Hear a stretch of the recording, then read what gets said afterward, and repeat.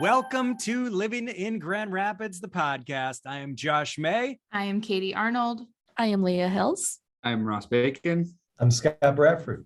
And we are 5 of the May Group Realtors with RE/MAX of Grand Rapids. We've got all 5 of us. Actually, we're down 1. There's 6 of us total, but 5 out of 6 people are here today, excited to share tips and tricks and excitement about the first-time home buying process. We see this every day, and we're going to dig deep on this process. I do want to give everybody a little reminder. We talked about home buying versus renting in episode 22 of our podcast. So you can always go back and look at that, but we're going to dig a little bit deeper today. We're seeing a ton of, emotions out there in this market, and we are here to manage them. So how do you guys want to kick us off? Well, why don't we start with the number one question from first-time home buyers? I just kind of want to throw that out and then let you 3 guys just kind of chat it out for us. So number one question from first-time home buyers. Number one, I think that from first-time home buyers is the number one question I get is just kind of the overwhelming feeling of buying a house and where to start.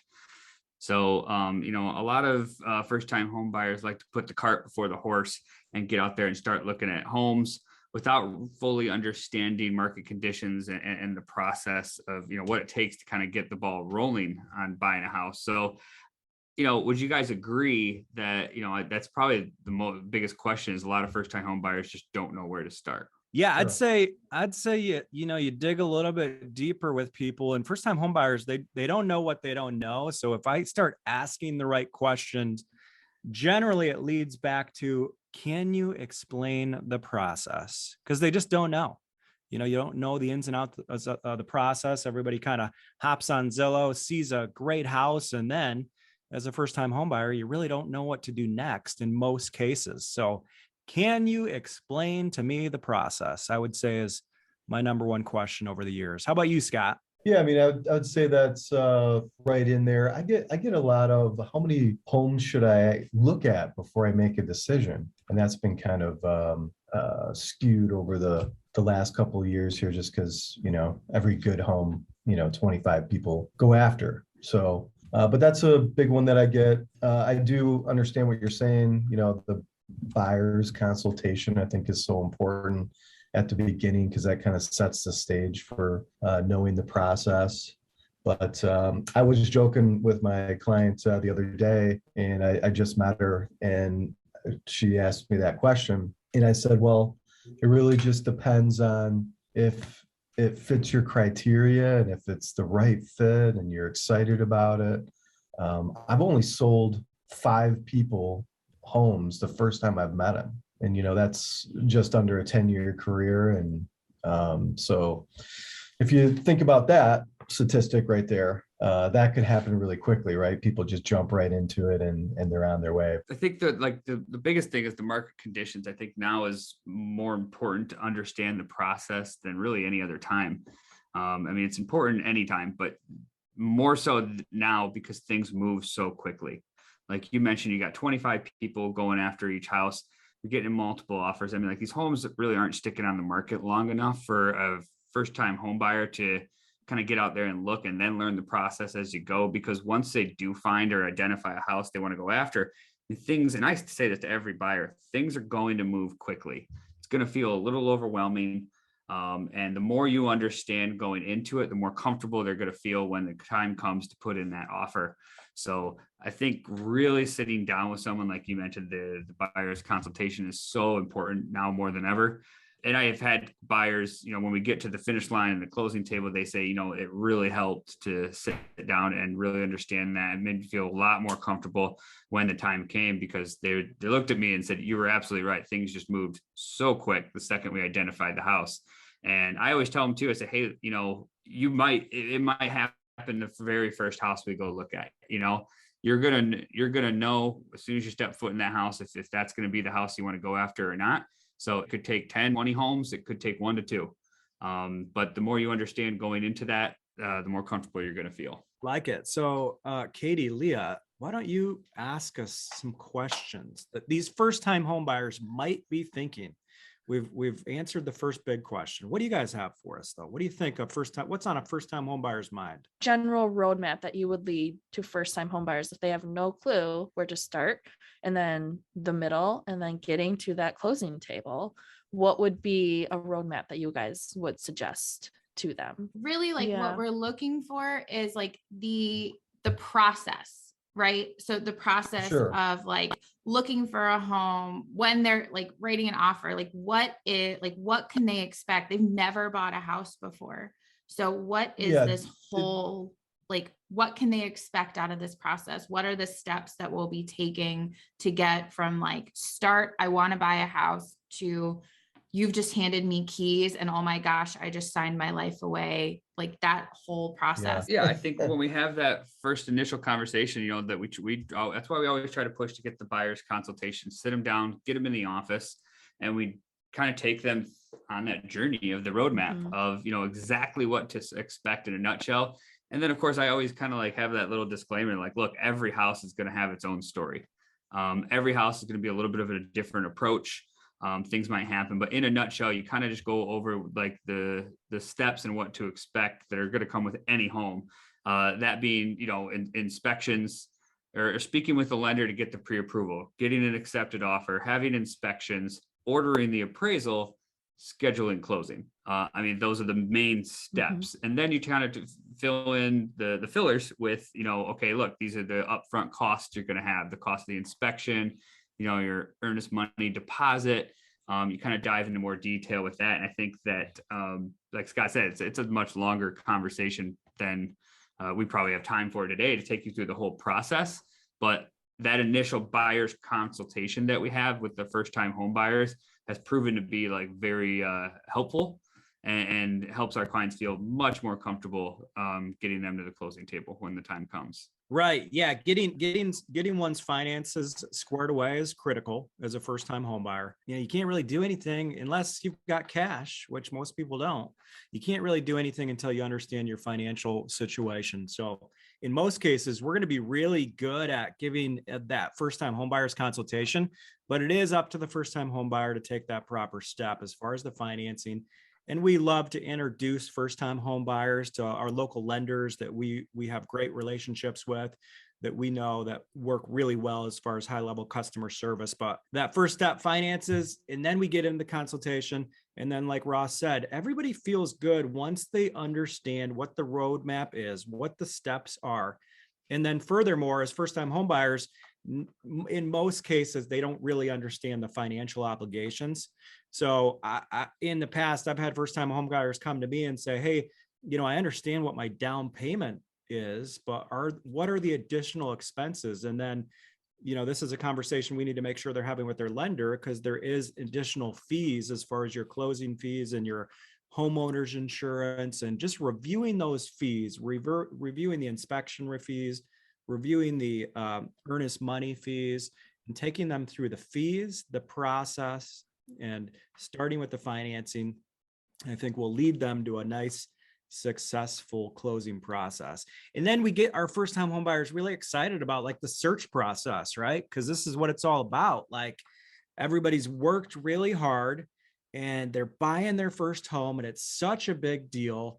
And it's our job to guide them there, but to have fun along the way. It's such a fun process for people. So we definitely don't want to miss that step. I mean, I think that was going to say that's probably the second question that pops up most. You know, what are the fees involved?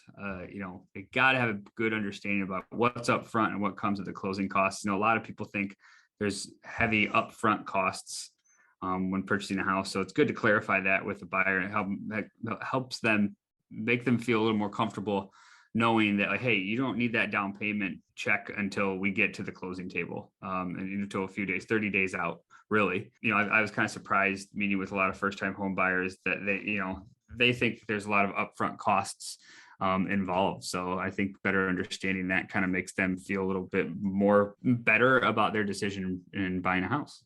And I think, you know, talking about finances really leads us into kind of like the next question, which is like things that first-time home buyers should know. So obviously, like you bring up a great one with like the finances and understanding there's all these other costs associated before they even get to the closing table. But what are like some of the other things that they should know or keep in mind throughout this process that like maybe they wouldn't think about because this is their first time buying a home? I think we should let Scott take this because one of Scott's strengths is definitely explaining like a home in detail and, talking about things that a first-time home buyer might not be thinking about, like Sure. furnace, roof, like all those details. What do you got, Scott? Yeah, I mean, obviously, when you walk through a home with Ross or I, the buyer's going to know, how old that roof is and the furnaces and the central air when they leave the property. So we're not too concerned about that. But the things that are kind of unforeseen, would be, a buyer should be getting a foundation specialist look at the foundation if there's any concerns at all. Another one would be the chimney. Obviously today the furnaces are being vented out the side of the home, but if you're still being vented through the chimney, that should be looked at, which is a separate inspection than an actual home inspection. I'm big on the radon. Like, some people don't push the radon tests. I think if you're going to be spending time in the basement, and as a new home buyer and you buy the home and you live in the house there for 20 years, and you've never done a radon test on that, that's not good. Like, you should obviously do the radon test, protect yourself, know what your product is. The biggest things would be around the inspections, like a survey. If you're buying a property that has 2.36 acres, there should be no doubt that you should be getting a survey. Absolutely. I mean, even on a city lot, sometimes you should get a survey. Not all the time, but if there's something that looks weird that you think isn't adding up properly, you should do that. I hope that helps. Just like anything, if something doesn't feel right or seem right, I think you should consult a professional, whether it be a roofer or an HVAC company, or a foundation specialist. Or I mean, and part of that is it's our job to protect people, right? That's why they come to us. The expectation, and that's what we're fully transparent about, is we 100% want to protect these first-time home buyers. I mean, we can't expect that a first-time home buyer is going to come with us knowing everything. They're just not. So like, that's part of our job, is Right. to really be good at over explaining things to these buyers, so they don't get a year into owning this house and say, you know what, I wish we would have looked at that, or I wish we would have had this inspected. Right. And it's interesting because, like you said, there's a lot of people not looking closely at things. And you brought up a chimney. Man, a chimney, like a major chimney repair can be like one of the most expensive repairs in a home. Like, a major chimney repair can be more expensive than like a roof replacement. So like, making sure that is professionally looked at is really, really important. So I'm glad you brought up that point. So one last question for you guys, and it was kind of circled in with what we just talked about. Since you guys have been in the business for a while now, the resources, like, we obviously are a resource, but do you have other resources that you would tell other first-time home buyers that they can look into? We obviously have lenders and all of the, survey people that you guys know and have connected with, but what other resources would you say you would give to first-time home buyers outside of what we already provide? And Maybe, within. and maybe And I let think them, and within as well. Yeah.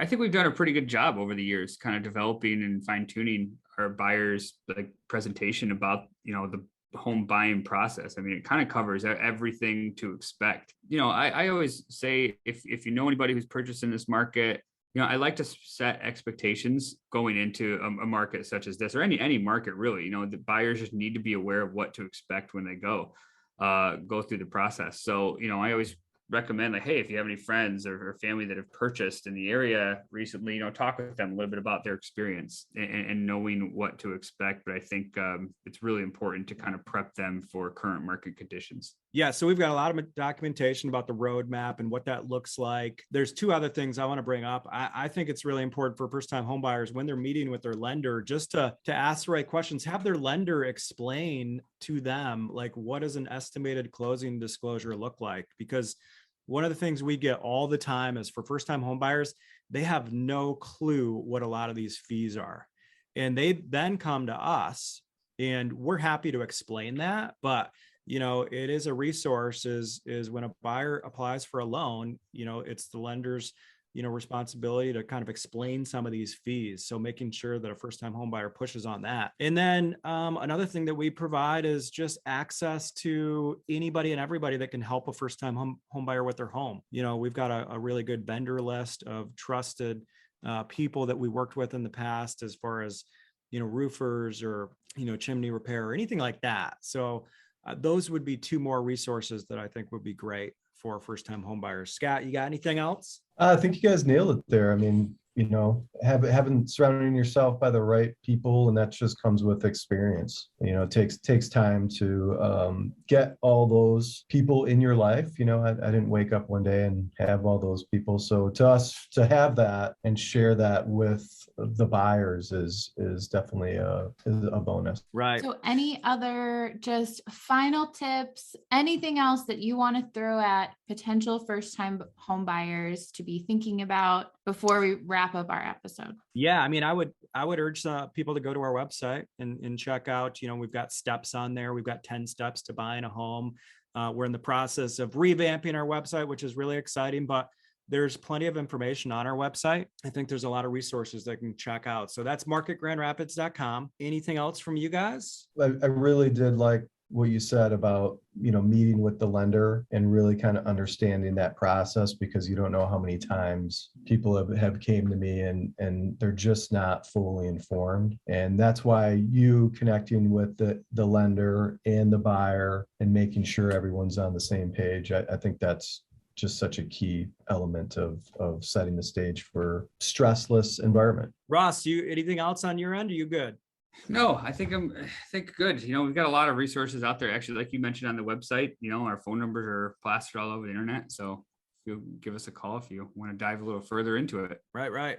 One last thing, people can check out like local crime these days, right? Some people that are moving to the area. Isn't there some websites, Scott, that you utilize a lot? You pass along to your buyers? I moved to crimegrade.org. People don't know neighborhoods. They don't know areas. A lot of people are looking out for, what's going on in the community. So we love to pass along those resources. But so plenty of great information. If you guys want to also, again, as I started the show off here, check out episode 22, renting versus owning. Now we've got plenty of great content as far as the first-time home buying process. And I know that we are really high-level professionals in this area. So if anybody needs help, we're happy to help out. And after you've gotten done doing all your studying and listening on the first-time home buying process, we'll let you get back to living in Grand Rapids. Have a great day. Thanks for listening to Living in Grand Rapids, the podcast. Please take a moment to rate, review, and subscribe to this podcast and share with your friends. You can find us on Instagram at MayGroupGR or online at marketgrandrapids.com.